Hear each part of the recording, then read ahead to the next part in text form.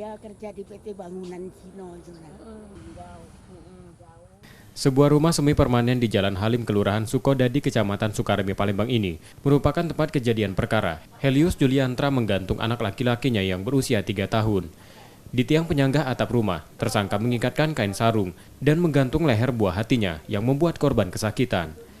Suratun, orang tua tersangka, tak menyangka dan menyesalkan tindakan tersangka pada cucunya itu. Kekerasan dilakukan tersangka saat rumah sepi, bahkan Suratun tak diperkenankan masuk ke dalam rumah saat peristiwa terjadi.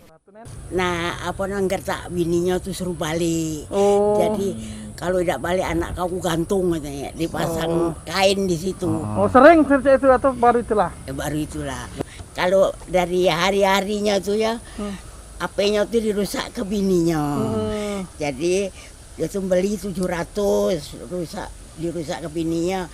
Jadi kaget didandani kata bininya. Nah langsung mungkin didandani.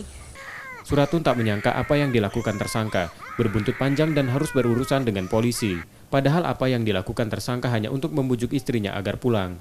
Kini orang tua tersangka menyerahkan persoalan tersebut pada polisi yang kini menangani peristiwa tersebut. Yudi Kiswanto, Kompas TV, Palembang.